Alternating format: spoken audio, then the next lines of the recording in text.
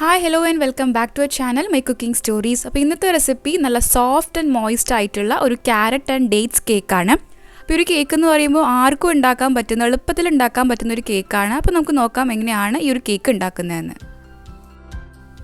പിന്നെ ഈ വീഡിയോ കാണുന്ന ആരെങ്കിലും നമ്മുടെ ചാനൽ സബ്സ്ക്രൈബ് ചെയ്തിട്ടില്ലെങ്കിൽ ഒന്ന് സബ്സ്ക്രൈബ് ചെയ്യുക. പിന്നെ സബ്സ്ക്രൈബ് ചെയ്യുമ്പോൾ ബെൽ ബട്ടൺ പ്രസ് ചെയ്തിട്ട് ഓൾ എന്ന ഓപ്ഷൻ കൂടി സെലക്ട് ചെയ്യുക. അപ്പോൾ നമുക്ക് നോക്കാം ഈ കേക്ക് എങ്ങനെയാണ് ഉണ്ടാക്കുന്നതെന്ന്.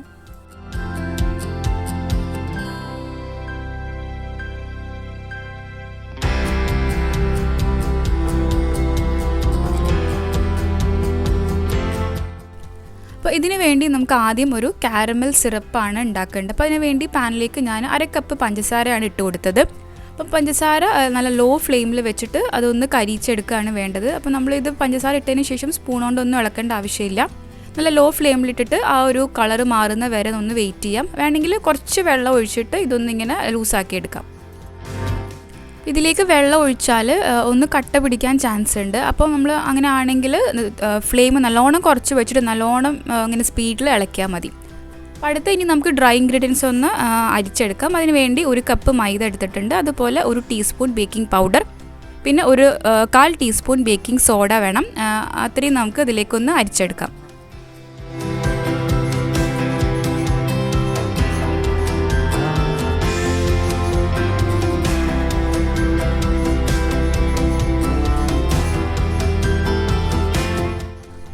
അപ്പോൾ ഇനി അടുത്ത് നമുക്ക് പഞ്ചസാര ഒന്ന് പൊടിച്ചെടുക്കണം. അപ്പോൾ ഞാൻ മിക്സിയുടെ ജാറിലേക്ക് 1/2 കപ്പ് പഞ്ചസാര ഇട്ടിട്ടുണ്ട്. അതിലേക്ക് 1 കഷ്ണം കരയാമ്പൂ, അതുപോലെ 2 കഷ്ണം ചെറിയ കഷ്ണം പട്ട, അത്രയും ഇട്ടിട്ട് ഒന്ന് പൊടിച്ച് മാറ്റി വെക്കാം.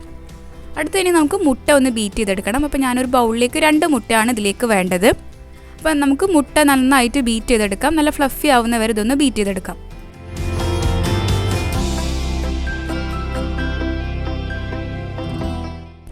ഇനി ഇതിലേക്ക് 1 ടീസ്പൂൺ വാനില എസൻസും കൂടി ആഡ് ചെയ്യാം. എന്നിട്ട് ഇതൊന്നും കൂടി നമുക്ക് ഒരു മീഡിയം സ്പീഡിലിട്ടിട്ട് നന്നായിട്ടൊന്ന് ബീറ്റ് ചെയ്തെടുക്കാം.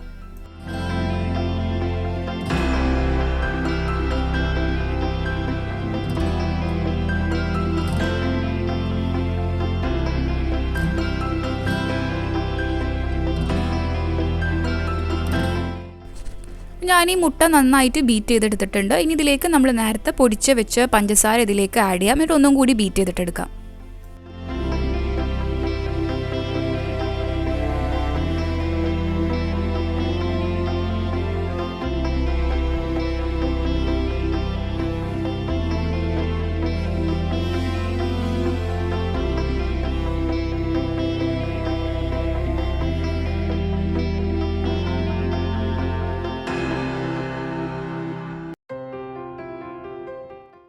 അടുത്ത് ഇതിലേക്ക് നമുക്ക് 3/4 കപ്പ് ഓയിലാണ് വേണ്ടത്. സൺഫ്ലവർ ഓയിലാണ് ഞാനിപ്പോൾ ഇതിലേക്ക് ഒഴിച്ചു കൊടുത്തത്. അപ്പോൾ അതും കൂടി ഇട്ടിട്ട് നമുക്ക് ബീറ്റ് ചെയ്തിട്ടെടുക്കാം. ഓയിൽ ഒഴിച്ചതിന് ശേഷം അടുത്ത നമുക്ക് ഇതിലേക്ക് നമ്മൾ നേരത്തെ റെഡിയാക്കി വെച്ച ആ ഒരു കാരമൽ സിറപ്പ് ആഡ് ചെയ്യാം. അപ്പോൾ ഈ ഒരു കാരമൽ സിറപ്പ് ആഡ് ചെയ്യുമ്പം ഈ ഒരു കേക്കിന് പ്രത്യേക ഒരു ഫ്ലേവറാണ്. അതുപോലെ തന്നെ നല്ലൊരു കളർ കിട്ടാനും ഈ ഒരു കാരമൽ സിറപ്പ് നമുക്ക് ഹെൽപ്പ് ചെയ്യും. അപ്പോൾ അടുത്ത് ഞാനൊരു പ്ലേറ്റിലേക്ക് 1 കപ്പ് ക്യാരറ്റാണ് എടുത്തിട്ടുള്ളത്. അപ്പോൾ ഞാനിതൊരു വലിയ ക്യാരറ്റാണ്. അത് ഗ്രേറ്റ് ചെയ്യുമ്പോൾ തന്നെ ഒരു അത്യാവശ്യം 1 കപ്പ് ഉണ്ടാവും. അതിൻ്റെ കൂടെ തന്നെ കുറച്ച് ഡേറ്റ്സും കുറച്ച് നട്ട്സും ഇതുപോലെ ഇട്ട് കൊടുത്തിട്ടുണ്ട്. അതിലേക്ക് കുറച്ച് മൈദ ഒന്ന് ഇങ്ങനെ തൂകിയിട്ട് ഇതുപോലെ ഒന്ന് കുഴച്ച് വെക്കാം. ഇനി ബീറ്റ് ചെയ്ത മുട്ടയിലേക്ക് നമുക്ക് ഡ്രൈ ഇൻഗ്രീഡിയൻസ് കുറച്ചായിട്ട് ഇട്ട് കൊടുക്കാം. ഞാനിപ്പോൾ ഇത് 2-3 ഭാഗമായിട്ടാണ് ഇട്ട് കൊടുക്കുന്നത്. എന്നിട്ട് ഇത് ജസ്റ്റ് ഒന്ന് ഫോൾഡ് ചെയ്തിട്ടെടുക്കാം.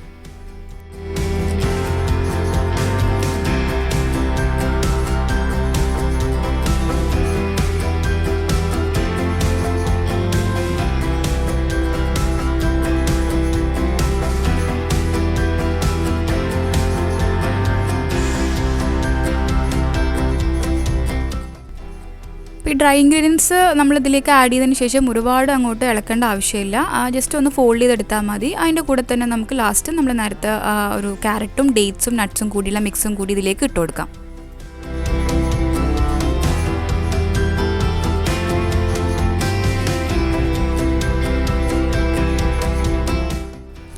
ഞാനിവിടെ ഒരു പാനിലേക്ക് ബട്ടർ പേപ്പർ വെച്ചിട്ട് ഓയിൽ വെച്ച് ഗ്രീസ് ചെയ്തിട്ടുണ്ട്. അപ്പോൾ ഈ പാനിലേക്ക് നമുക്ക് ഈ ഒരു ബാറ്റർ ഒഴിച്ചു കൊടുക്കാം. എന്നിട്ട് 180 ഡിഗ്രിയിൽ 10 മിനിറ്റ് പ്രീ ഹീറ്റ് ചെയ്ത ഓവനിലേക്ക് വെച്ച് കൊടുക്കാം.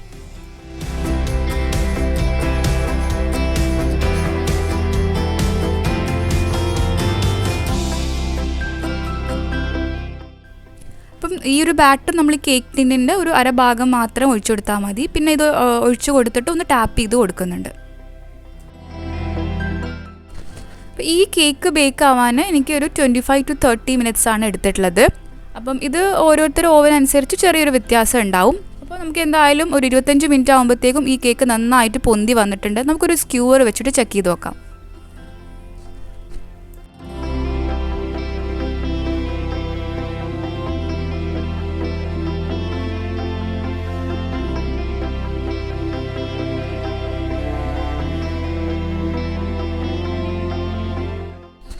സ്ക്യൂവറിലൊന്നും ഒട്ടി പിടിച്ചിട്ടൊന്നുമില്ല. അപ്പോൾ കേക്ക് നന്നായിട്ട് ബേക്ക് ആയിട്ടുണ്ട്. അപ്പോൾ ഇനി ഈ കേക്ക് നമുക്ക് ഡിമോൾഡ് ചെയ്തെടുക്കാം. ഈ സൈഡിൽ ഇങ്ങനെ കത്തി കൊണ്ട് ജസ്റ്റ് ഒന്ന് ഇങ്ങനെ വിടിയിച്ച് കൊടുത്തിട്ട് ഇതൊന്ന് ഒരു പ്ലേറ്റിലേക്ക് മാറ്റാം.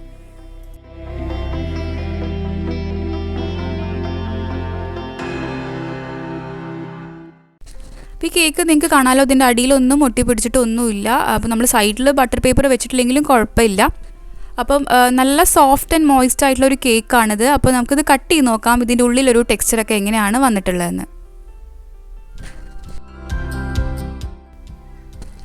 അപ്പോൾ ഇത് കേക്ക് നല്ല സോഫ്റ്റാണ്, നല്ല മോയിസ്റ്റും ആണ്. അപ്പം നിങ്ങൾക്ക് ഈ ഇടയിൽ നമ്മൾ ഡേറ്റ്സ് ഒക്കെ ഇട്ടുകൊണ്ട് ഈ കടിക്കാനൊക്കെ നല്ലൊരു ടേസ്റ്റാണ് ഈ കേക്ക്.